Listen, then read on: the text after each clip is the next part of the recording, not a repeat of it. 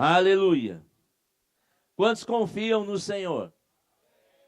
Aleluia. Quase todos. Tem alguns que acho que ou não ouviram ou não quiseram levantar as suas mãos. Mas eu vou lhe dar uma segunda oportunidade. Quantos confiam no Senhor? Aleluia. Deus é bom. E é sobre isso que nós vamos falar hoje. Sobre confiar no Senhor. Amém? Abra sua Bíblia lá em Filipenses, capítulo 3 e versículo 7. Filipenses, capítulo 3, versículo 7. Oh, aleluia. Eu não sei se a sua Bíblia é online. Se a sua Bíblia depende de uma conexão de celular para mostrá-la. Se não for, coloque seu celular no modo avião. Porque não tem nada mais importante do que a palavra do Senhor. Você disse que confia nele, então não precisa saber o resultado da eleição até você chegar em casa. Amém? Porque o diabo vai ficar te mandando WhatsApp dizendo, olha, tá tal. Você vai dizer, e agora? Olha, benzinho, olha, amorzinho. Não, isso não é o que agrada ao Senhor, amém? Quando você chegar em casa, seja quem for, já terá decidido. Você ficar olhando para o celular não vai mudar o resultado da eleição. Amém? Então desliga, põe no modo avião. Aleluia. Para que você se conecte com as coisas do Senhor. Porque o diabo, ele é sujo, ele fica jogando distrações para que a gente deixe de receber a palavra. Você lembra da palavra do semeador? Ele disse que o semeador saiu a semear e a semente era a palavra. E logo veio o inimigo para roubar. Amém? Mas nós somos espertos, somos sábios diante de Deus, não seremos roubados. Amém? Filipenses 3:7 diz assim, eu estou lendo na versão transformadora, acompanha na sua versão, que é muito parecida provavelmente. Pensava que estas coisas eram valiosas, mas agora as considero insignificantes por causa de Cristo. Note que quem está falando isso era o apóstolo Paulo. E ele estava dizendo, eu considero estas coisas. Nós já vamos ver quais coisas eram estas que ele considerava insignificantes. Mas note que não estava falando aqui um leigo, não estava falando aqui uma criança, não estava falando alguém que não tinha maturidade ou conhecimento. Ele estava falando, olha, eu pensava que estas coisas que eu valorizava, elas eram importantes, mas agora eu considero insignificantes por causa de Cristo.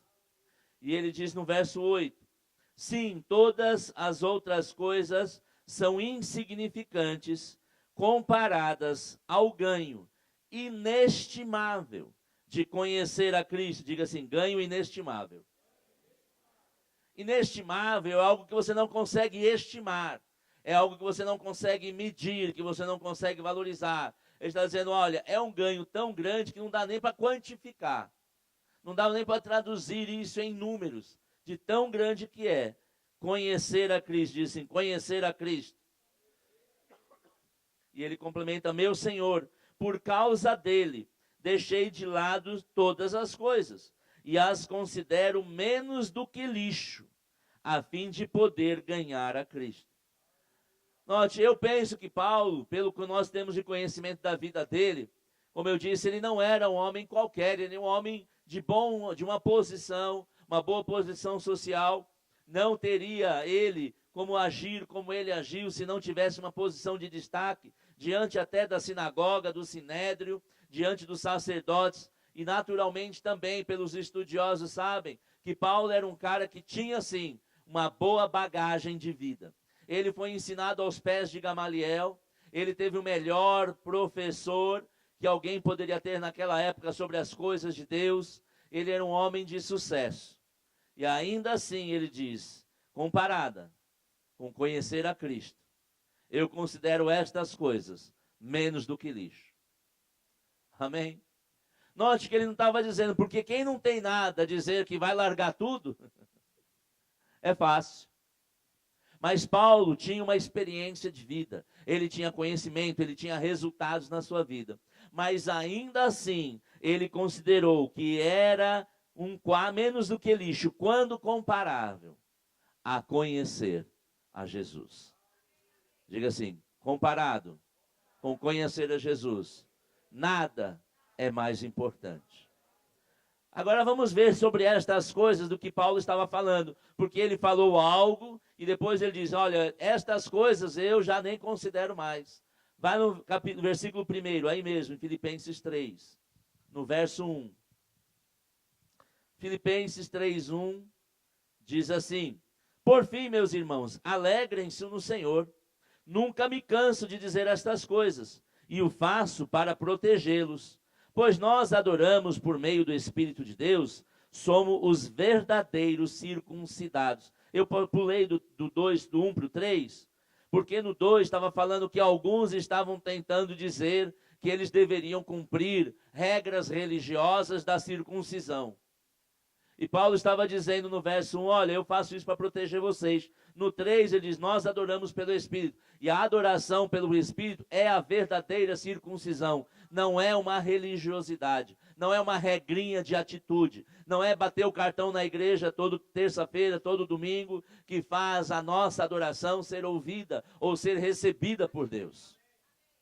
Ele está dizendo, não são regrinhas humanas, não são essas regrinhas que vocês mesmos estabeleceram. Agora, não quer dizer que eu possa vir toda terça e todo domingo e não ser para mim uma regra. Pode ser para mim ser o melhor momento onde eu posso conhecer mais do Senhor.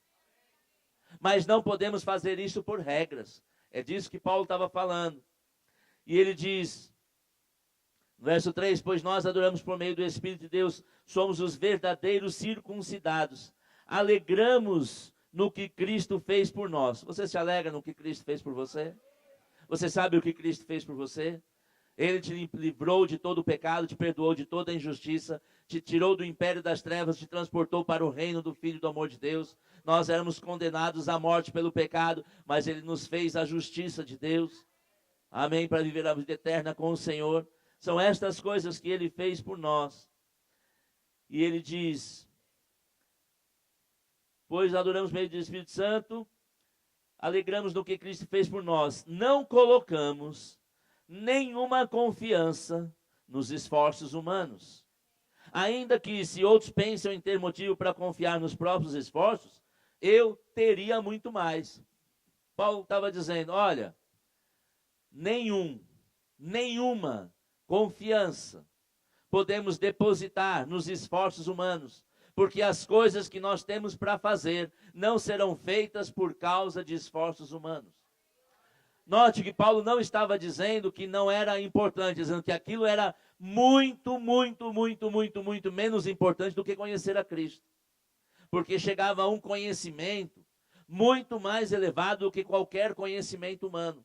E Paulo estava dizendo aqui, olha, se alguém tem motivo para se orgulhar ou para pensar que seria capaz, esse cara seria eu.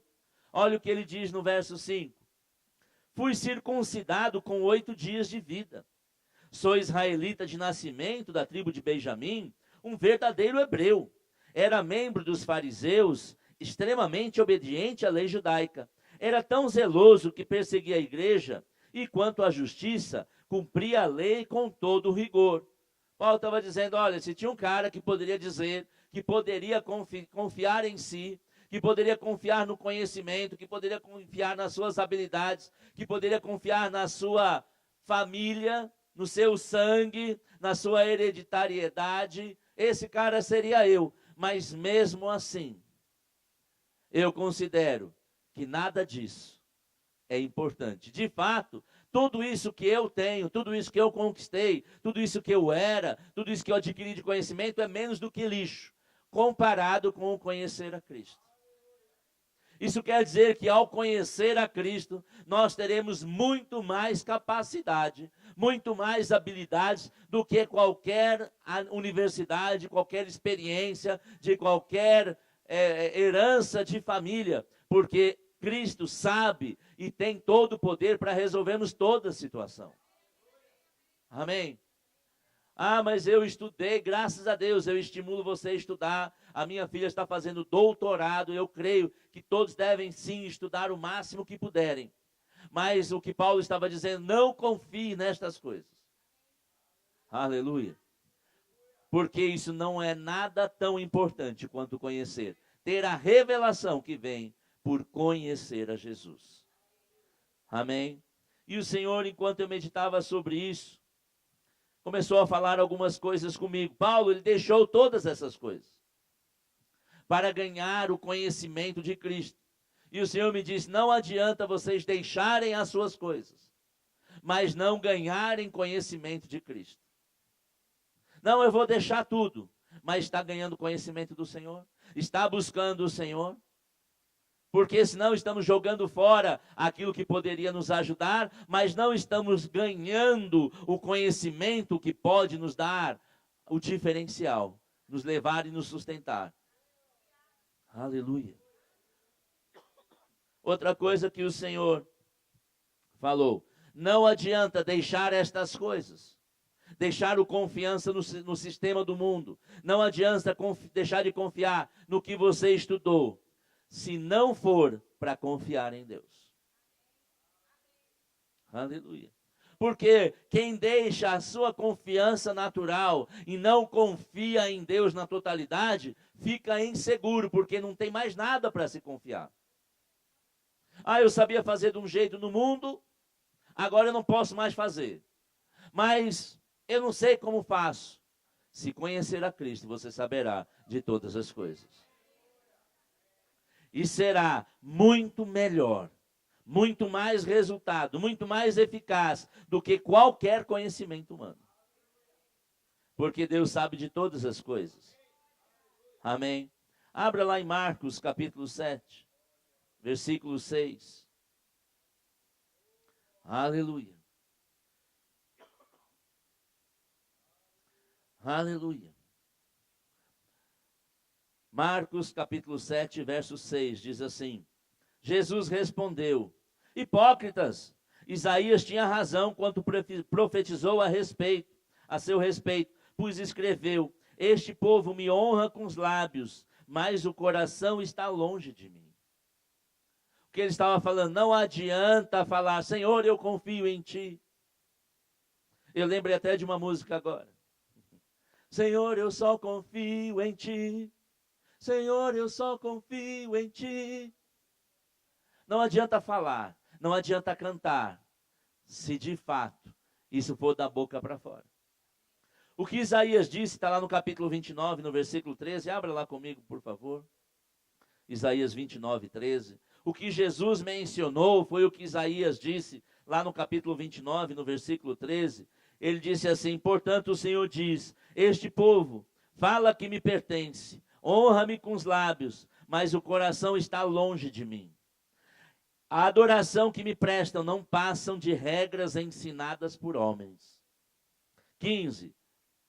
Que aflição espera os que procuram esconder os seus planos do Senhor, que realizam seus atos perversos na escuridão. Dizem, o Senhor não nos vê, não sabe o que se passa. Como são tolos. Ele é o oleiro, e certamente é maior do que vocês o barro. Pode o objeto criado dizer sobre aquele que o criou, ele não me fez? Pode o vaso dizer, o oleiro não sabe o que faz? Quando nós não adoramos a Deus do jeito certo, quando não confiamos a Deus de todo o nosso coração, é como se nós disséssemos, o Senhor não sabe. Eu tenho essa situação e eu preciso resolver essa situação. Ah, então eu vou voltar a me apoiar nos meus conhecimentos naturais. Eu vou voltar a apoiar na minha historinha o que a minha vovó me ensinou. Mas sabe que Deus é maior do que a vovó. Deus é maior do que qualquer coisa que nós podemos pensar ou imaginar nesta terra e em todo o universo. Nós não podemos dizer, Senhor, Senhor, ele diz, eu nem te conheço, se aquilo não for do nosso coração. Não adianta cumprir regra, cumprir tabela. Precisamos confiar em Deus. Confiar que Ele sabe. Diga assim, Deus sabe. Agora, se Deus sabe, se nós reconhecemos que Deus sabe, se a Bíblia diz que Deus sabe porque Ele é o oleiro e nós somos o barro, por que não perguntamos a Ele? Por que decidimos as coisas sem perguntar a Ele? Não, mas é que eu sei, eu estudei. O seu conhecimento, segundo a expectativa ou a visão de Paulo, é menos do que lixo, comparado com a sabedoria de Deus. Não, mas eu sou estudioso. Deus é muito mais. Deus criou todas as coisas. Porque quando eu digo, Senhor, eu confio em Ti, mas na hora H, eu nem penso em Deus. Nem considero os seus conselhos. Como eu posso de fato conhecer a Deus? Se não adianta deixar as coisas, não adianta falar que confia, se não confiarmos em Deus de verdade. O Senhor está nos dando essa palavra para que nós possamos nos despertar e de fato confiar nele. Porque foi Ele que te fez. Ele sabe de todas as coisas. Ele sabe do que precisamos. Ele nos conhece. Aleluia. Vai lá em Lucas 10, por favor, verso 25. E sabe que a Bíblia diz que Deus não se deixa escarnecer, não se deixa enganar. Eu lembro quando eu chegava perto da minha mãe e dizia, mãe, eu te amo. E ela dizia assim, quanto você quer? Eu dizia, mãe, está pensando que eu só quero essas coisas? Porque ela me conhecia, ela sabia que aquele jeitinho, aquela manhinha, era só quando tinha um interesse. Sabe que Deus não vai dar os segredos dele quando nós formos atrás dele, só por interesse. Aleluia. Eu vou falar mais disso mais para frente. Você abriu lá em Lucas 10, 25? A palavra nos diz assim, certo dia um especialista da lei se levantou para pôr Jesus à prova. Note que não era o ignorante, era alguém que conhecia as Escrituras. Mestre, o que eu preciso fazer para herdar a vida eterna? Jesus respondeu, o que diz a lei? Muitos vêm nos perguntar, pastor, o que eu tenho que fazer? E qual é a nossa resposta típica? O que a palavra de Deus diz? Aleluia. Quem já ouviu isso? Muitos. O que a Bíblia diz sobre isso? Nós só estamos fazendo o que Jesus fez. Jesus respondeu, o que diz a lei de Moisés? E como a entende? Sabe que não basta ter a Bíblia, não basta ter a palavra, não basta ter um conhecimento. O que vai mudar é como nós entendemos o que a palavra de Deus diz. Aleluia. O homem respondeu, ame o Senhor, seu Deus, de todo o seu coração, de toda a sua alma, de toda a sua força, de toda a sua mente, e ame o seu próximo como a si mesmo. Jesus respondeu, está correto, faça isso e viverá. Jesus disse, você sabe o que está escrito? E ele estava citando um texto de Deuteronômio capítulo 6, verso 5, quando o Senhor falou sobre isso, quando o Senhor disse que nós devemos amar a Deus sobre todas as coisas e ao próximo como a nós mesmos. Você sabe? Então pratica o que sabe. Você sabe que Deus sabe tudo? Então pratica confiando nele. Pratica não confiando na sua própria força. Não confiando na força do seu braço. Aleluia. Fazendo isso, viverá. Em qual área? Em todas as áreas. Aleluia. Agora note o que ele estava dizendo. O que tem que fazer para herdar a vida eterna? Amar a Deus. Não adianta deixar as coisas naturais, não confiar nas coisas naturais e não fazer todo o esforço para amar a Deus cada dia mais. Porque precisa de esforço, porque as distrações dessa terra são muitas. As coisas ao nosso redor tentam sempre nos tirar de um relacionamento com o Pai. Aleluia. Temos que buscar amar ao Senhor. Só amar a Deus. Não foi o que Jesus disse. Eles amaram a Deus sobre todas as coisas e amar o próximo. Olha para um próximo aí do seu lado.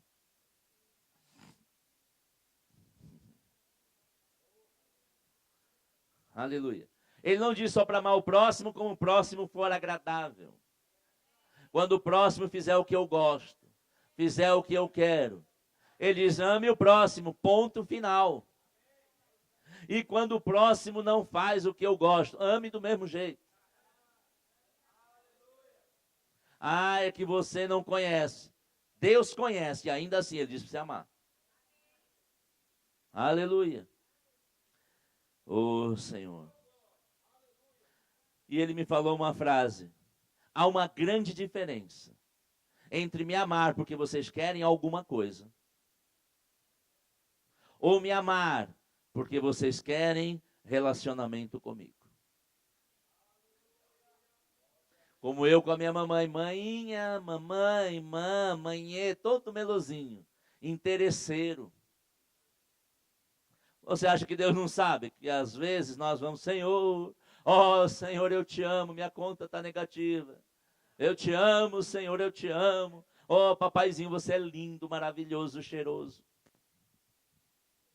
Ele está dizendo, há uma diferença entre buscar a Deus para ter relacionamento com Ele, ter comunhão com Ele. Lembra de Apocalipse 3:20? O Senhor diz, eis que estou à porta e bato. Se nós abrirmos o coração, abrirmos a porta, Ele entrará e ceará conosco, terá comunhão. Não uma comunhão por interesse.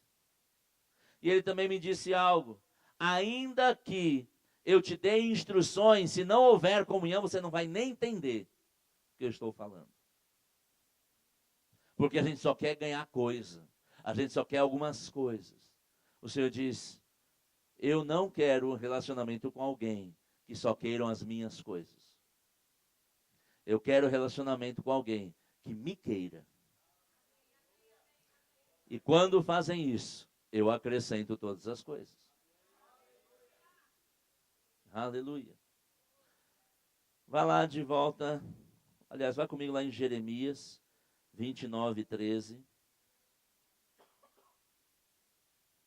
Jeremias 29:13.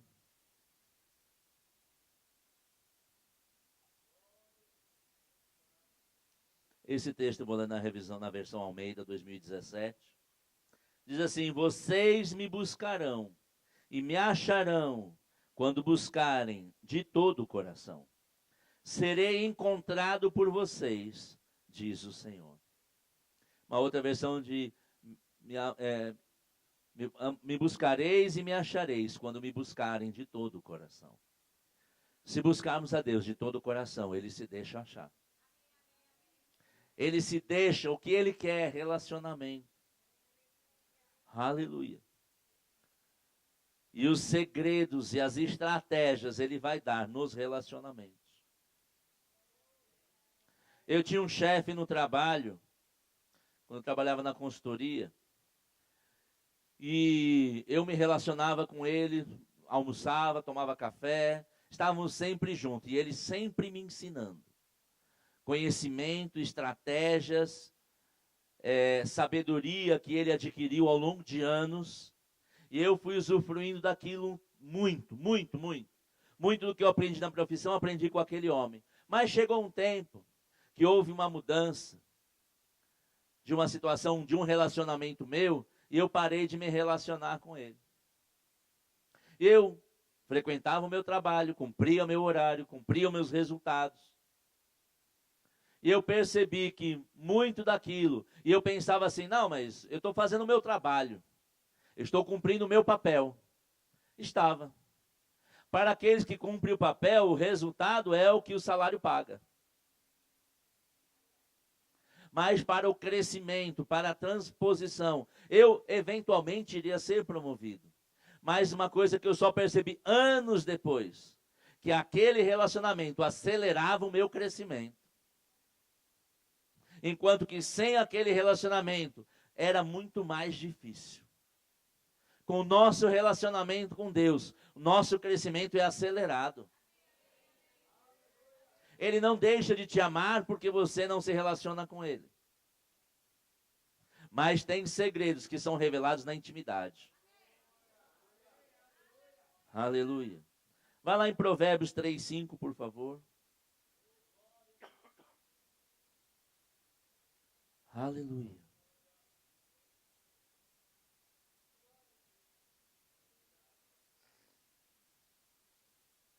Provérbios 3:5 diz assim: confie no Senhor de todo o seu coração.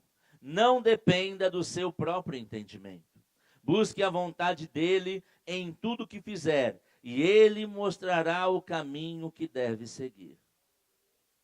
Busca ele com todo o seu coração. Confia nele, porque quando temos intimidade e confiamos nele e desenvolvemos esse relacionamento, nós temos como confiar, porque nós sabemos que aquele que fez a promessa é fiel.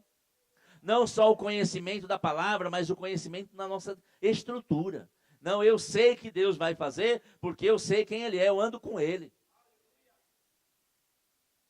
E Ele vai nos dar a vontade dEle e vai mostrar o caminho. E é um caminho que não é um caminho que vai dar errado. Quantos já entraram em caminho que deram errado?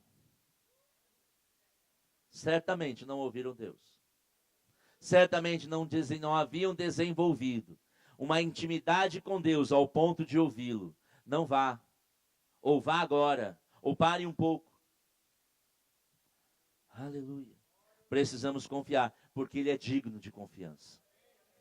Aleluia. E Ele diz, você até agora confiou em você mesmo. Confia em mim. Confia na minha palavra. Confia no meu amor. E você não vai se arrepender. Vamos lá em Lucas 14:16, por favor. E quando ele tratou sobre esse texto comigo, eu fiquei com muito temor e tremor. Lucas 14, verso 16. Lucas 14:16 diz assim: Jesus respondeu com a seguinte parábola. Certo homem preparou um grande banquete e enviou muitos convites. Quando estava tudo pronto, mandou o seu servo dizer aos convidados: venham, o banquete estava pronto. Note que esse certo homem é Deus. Os convidados somos nós. Aleluia. Venham, o banquete está pronto. Mas todos eles deram desculpas, eu acrescentaria, esfarrapadas. Mas note que a maioria dessas desculpas para a condição era uma esfarrapada, mas naturalmente não eram. Mas todos eles deram desculpas. Um disse: acabei de comprar um campo e preciso inspecioná-lo. Peço que me desculpe. Comprei um terreno, preciso saber se está tudo bem. O que o Senhor disse? Como eu muitas vezes digo: ok. Ok. Aleluia. Verso 21. O servo... não. 19. Outro disse: acabei de comprar 5 juntas de boi e quero experimentá-las. Sinto muito. Comprei um carro novo. Tem que estrear. Não é? É novo, tem que saber se funciona direito.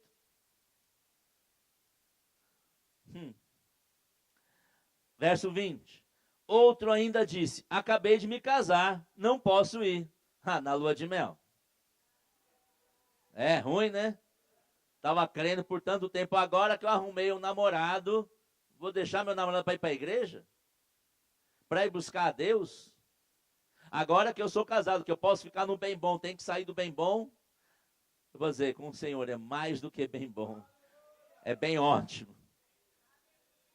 Não, mas agora eu criei tanto. Quando chegou, eu de modo nenhum vou lançar fora. Porque isso acontece todos os dias nos dias de hoje. Arruma namorado, não vai mais para a igreja. Compra uma coisa, não vai mais para a igreja. Entra num negócio, não vai mais para a igreja. Não para cumprir tabela, mas para desenvolver o relacionamento. Aleluia. E o Senhor diz: ok.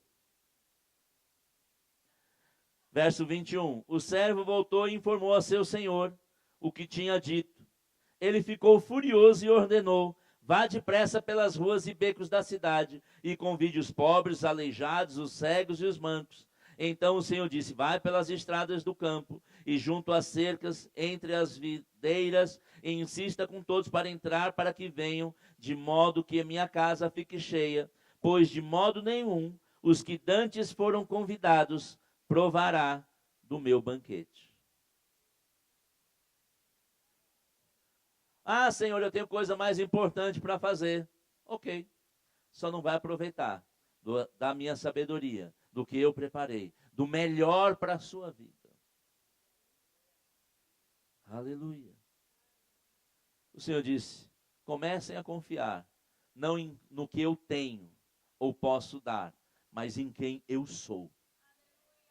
Ele se apresentou em Êxodo 3,14 para o povo. O Senhor Moisés perguntou: eu vou dizer quem é. Ele diz: diga que eu sou, te mandou. Depois ele diz: eu sou o que sou. Ponto final. Eu sou, se fosse no vocabulário de 2018, assim, eu sou o cara. Sei de tudo. E você vai buscar conselhos no mundo. Aleluia. Ele diz: me busque com todo o seu coração. Isso o Senhor falando comigo. E eu creio que não é só para mim, é para nós.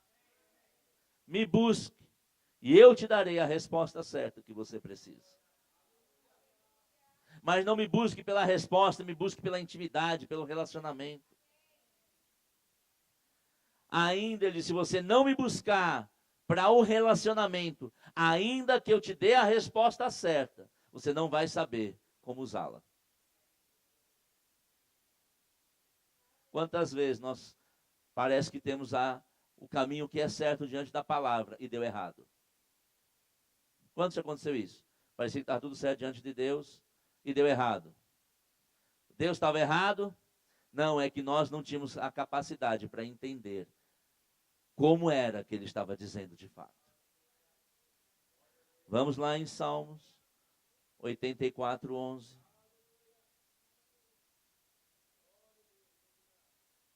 Que bom que é um dia de ceia, não é isso? E o Senhor está falando de comunhão. A ceia é a comunhão. É a comunhão com o sacrifício do Filho. É um mandamento do Senhor. É uma ordenança do Senhor. Amém? Ele está dizendo: não adianta cumprir a regra da tabela de uma ceia mensal, se de fato não tiver um relacionamento íntimo comigo. Salmos 84, verso 11 diz assim: pois o Senhor Deus é nosso sol e nosso escudo, e Ele nos dará graça e honra. Sabe o que é graça? Sabe aquilo que falta para você chegar onde quer? A graça é o que te faz chegar lá. É o que preenche o gap. É que faz com que você que não tinha condição, tenha condição. Ah, eu queria um cargo, eu queria uma posição. A graça do Senhor é aquilo que te faz ser o que tecnicamente, legalmente, racionalmente, todo que é mente te faria ser. Eu virei vice-presidente de uma multinacional sem ter diploma superior. Isso é graça. Depois eu fui estudar, porque eu sabia que eu devia buscar. Mas a graça é: você não está qualificado, mas eu te qualifico, por causa da minha presença em você. Ele diz: Ele nos dá graça e honra. Sabe quando Deus quer honrar alguém, Ele sabe? Sabe onde parece que ninguém era para ter, Ele diz assim: é você que eu escolhi. Mas Senhor, eu nem estou qualificado. Ele diz: mas você é quem eu quero honrar. E ele continua dizendo: o Senhor não negará bem algum àqueles que andam no caminho certo. O Senhor dos Exércitos, ó Senhor dos Exércitos, como são felizes os que confiam em Ti. Quer viver a felicidade plena? Confia nele, de todo o seu coração, de todo o seu entendimento. Não te estribes no seu próprio entendimento, não confia na sua força. Ah, quer dizer que eu não tenho que ser nada, eu tenho que ser ignorante? Não, não disse isso. Eu estou dizendo que existe uma confiança maior, é aquela que vem de Deus. Nós vamos saber, ter o conhecimento das coisas naturais, mas o Senhor nos leva a um nível maior, onde o natural não alcança, aonde o natural não permitiria. E ele diz, é porque você me ama, porque eu sou o seu pai, e nós temos um relacionamento. Eu vou te dar as chaves. Um dos chefes nessa empresa que eu trabalhei, eu ia perguntar a ele, como é que faz isso? Ele disse, isso eu não vou te contar, isso é a chave do segredo. Sabe que Deus revela a chave do segredo. Deus, ele fazia isso por insegurança, porque se alguém descobrisse, ele perderia a chave do segredo. Sabe que Deus não é inseguro, e ele não gera nenhum filho inseguro. Agora nós não podemos confiar no conhecimento humano, mas temos que desenvolver intimidade para saber, Senhor, é como é? Ele diz, não faça nada. Como é, Senhor, não fazer nada? Tem muito que se Deus hoje falar para não fazer nada, entra em parafuso. Porque não sabe se aquietar, não sabe confiar nele. E para outros o Senhor diz, faça alguma coisa. Senhor, como é? Eu não sei fazer nada. A chave do segredo está na mão de Deus. Para aqueles que o buscam de todo o seu coração. Para aqueles que confiam nele de todo o seu coração. Note que não dá para confiar da boca para fora, tem que ser do coração para fora. Tem que ser aquela confiança. Agora, você confia em quem você não conhece? Liga a um gerente de banco de investimento, dizendo, olha, eu sou um gerente de um novo banco de investimento, coloca todo o seu patrimônio nas minhas mãos para eu gerenciar para você. Passa aqui um documento me autorizando a fazer tudo na sua conta. Quem faria isso? Ninguém. Mas se você sabe quem é a pessoa, e você sabe que ele nunca dá resultado errado, que ele sempre dá um resultado melhor, vai dizer, ok, eu confio. Confiança só vem com relacionamento. Confiança só vem com intimidade. Eu e minha esposa podemos dizer que confiamos um no outro. Por quê? Porque há 21 anos nós desenvolvemos esse relacionamento de confiança, de intimidade, de conhecer o caráter, os propósitos. Tem que ser assim com Deus. Não dá para ser um relacionamento superficial. Tem que ser de todo o coração. Diga assim, tem que ser de todo o coração. Eu tenho que buscar conhecimento de Deus com toda a minha força, com todo o meu entendimento. Eu tenho que amar a Deus com todos os meus esforços. E eu tenho que amar os outros da mesma forma. Aleluia. E que bom momento para começarmos a falar da ceia do Senhor. Note que a ceia, ela foi feita num contexto que Jesus sabia que ia morrer. Se você soubesse que ia morrer, tira essa boca para lá. É só uma hipótese. Você vai viver muitos anos, se seguir os princípios da palavra. Se honrar pai e mãe. Se você soubesse que ia morrer, e você tivesse dar uma mensagem a alguém que você ama, você ia falar o quê? Não esquece aquele congelado que eu deixei no freezer. Não esquece de fechar a janela. Você ia falar uma coisa assim? Você ia falar algo muito importante. Algo que você saberia que aquelas palavras iam marcar a vida daquela pessoa. Não é assim? Jesus do mesmo jeito. Abra lá em Lucas 22, verso 14. Eles estavam às vésperas da Páscoa. E quando falamos em ceia, não dá para não falar da Páscoa. Porque a ceia foi colocada antes da Páscoa. E a Páscoa era a lembrança. E como a ceia é a lembrança da Páscoa que Jesus fez por nós. O povo do Egito, o povo de Israel celebrava a Páscoa lembrando que eles estavam no Egito como escravos e que Deus levantou Moisés, que os conduziu, e o anjo da morte iria circular por ali, e Deus deu uma instrução a Moisés para que pegasse um cordeiro sem defeito, que fosse perfeito, e tirariam o sangue daquele animal, e colocariam nos umbrais da porta, no batente da porta, traduzindo para 2018. E quando o anjo da morte passasse e visse o sangue do cordeiro, aqueles que estavam lá não seriam mortos, seriam preservados e protegidos. Depois, a carne daquele animal que foi sacrificado era para alimento, para que desse a ele força e vitalidade para eles continuarem a jornada. Essa era a Páscoa do judeu. Essa é a Páscoa que nós ainda comemoramos. Mas sabe que tem uma Páscoa mais importante que essa, que nós comemoramos todo mês. Você lembra que você estava perdido como escravo do pecado no mundo? E que Deus levantou Jesus. Moisés foi uma figura de Jesus, que derramou o seu sangue. E o sangue dele veio sobre nós e nos purificou de todo o pecado e nos perdoou. E nos livrou do pecado. Ele nos deu acesso ao trono de Deus. E quando nós tomamos a ceia, nós recebemos do sangue e recebemos do pão, que é o corpo. O corpo daquele cordeiro era digerido, era comido. E aquilo daria força para eles e vitalidade para conseguir e entrar na terra prometida. Quando nós tomamos do cálice, nós lembramos, é a nossa Páscoa mensal. A ceia é um outro tipo de Páscoa. É uma lembrança daquilo que Jesus fez por nós na cruz.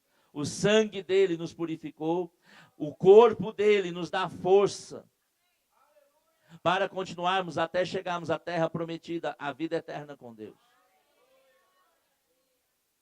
Por isso nós não podemos tomar ceia de qualquer jeito. Cumprindo tabela. Primeiro domingo do mês. Nós temos que lembrar do que aconteceu. E Jesus estava falando disso. Você abriu lá em Lucas 22:14. Diz assim: quando chegou a hora, Jesus e seus apóstolos tomaram lugar à mesa. Jesus disse: estava ansioso para comer a Páscoa com vocês antes do meu sofrimento. Jesus tinha uma grande expectativa de poder transmitir a ele uma palavra que iria impactar, iria movê-los à direção daquilo que ele estava prevendo, ou que já estava previsto que fosse acontecer. E não eram palavras tolas. Ele sabia que estava no fim, a jornada dele aqui na terra. Pois eu lhes digo agora que não voltarei a comê-la, verso 16. Verso 16, pois eu lhes digo, agora não voltarei a comê-la, essa ceia, até que ela se cumpra no reino de Deus. Então tomou um cálice de vinho e agradeceu a Deus. Depois disse: tomai isso e partilhe entre vocês, pois não beberei outra vez vinho, até que venha o reino de Deus. Tomou o pão e agradeceu a Deus, depois partiu e deu aos discípulos, dizendo: este é o meu corpo entregue por vocês. Fazei isso em memória de mim. Jesus estava dizendo: olha, essa simbologia do cálice com suco, no nosso caso é o suco, ou do pão, isso é um memorial. É para vocês saberem, para vocês se lembrarem daquilo que eu vou fazer. Ou seja, aquilo que ele já fez, há torno de 2018 anos atrás. Quando nós tomamos a ceia, nós lembramos que éramos pecadores. Estávamos escravos do pecado. Que Deus levantou alguém, que era um cordeiro perfeito. O livro de Hebreus, aliás, 1 Coríntios 5:7, diz que Jesus, o nosso cordeiro pascal, foi sacrificado. Que Deus levantou um cordeiro perfeito, sem erro, sem mácula, sem ruga, sem defeito. E ele derramou o seu sangue. Quando nós tomamos a ceia, temos que lembrar disso. Que foi o sangue dele que nos purificou de todo o pecado. E é o corpo dele, é a comunhão do corpo. É o alimento do pão, mas é a comunhão do corpo que nos dá força para vivermos e termos ânimo para chegar até ao lugar que ele preparou. Aleluia. Verso 20. Depois da ceia, Jesus tomou o cálice de vinho e disse: esse é o cálice da nova aliança, confirmada com meu sangue, que é derramado como sacrifício por vocês. Note, o livro de Hebreus diz que sem derramamento de sangue não há remissão de pecados. Ele derramou o sangue dele para que fôssemos livres do pecado. Isso quer dizer que nós podemos andar livres do pecado. Isso quer dizer que o pecado não tem lugar em nós e nós não devemos dar lugar a ele. Aleluia. Paulo recebeu a instrução da ceia por revelação. Ele não estava sentado lá, mas o próprio Senhor Jesus revelou a Paulo. Agora eu imagino que aquelas palavras, como devem ter sido fortes para aqueles discípulos. Jesus dizendo: olha, este é o cálice da nova aliança no meu sangue. Aleluia. E Paulo recebeu por revelação, está lá em 1 Coríntios capítulo 11, verso 24, diz assim: tendo dado graças, partiu, e disse: tomai e comei, isto é meu corpo, que é partido por vós. O corpo daquele animal era partido, o corpo de Jesus foi ferido por nossa causa. Fazei isso em memória de mim. Semelhantemente, depois de cear, tomou o cálice, dizendo: este é o cálice da nova aliança no meu sangue. Fazei isso todas as vezes que beberes em memória de mim.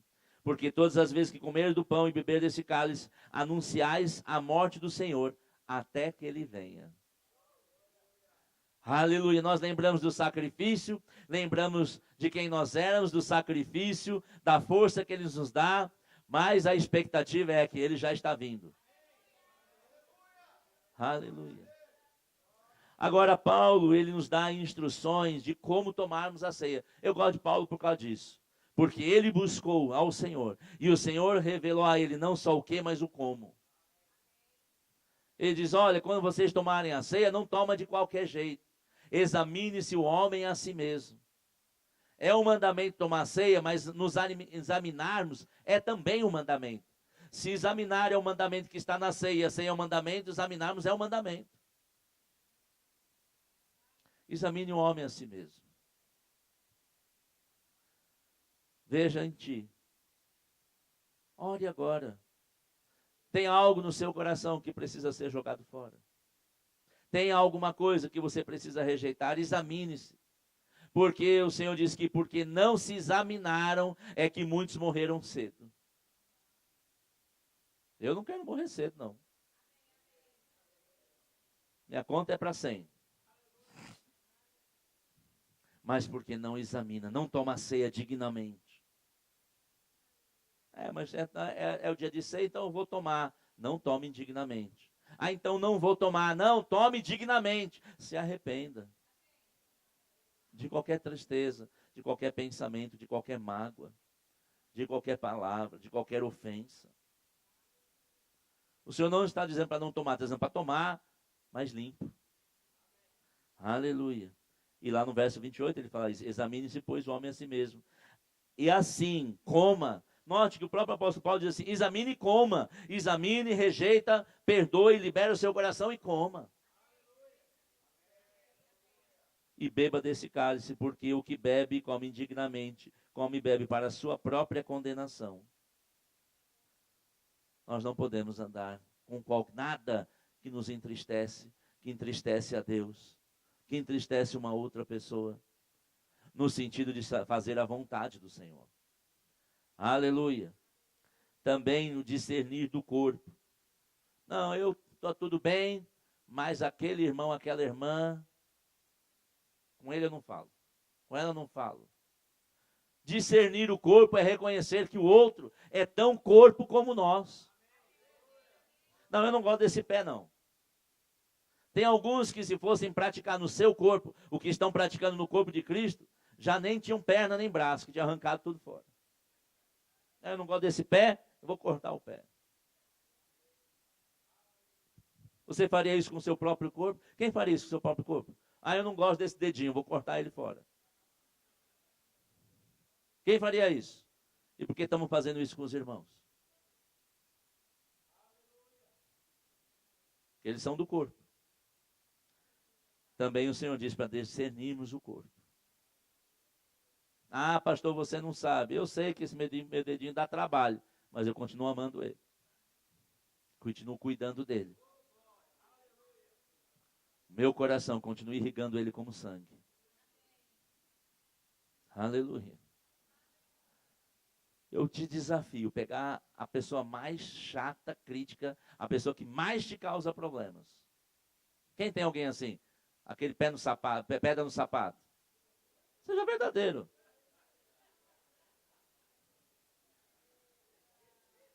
Ou, biblicamente falando, aquele espinho na carne.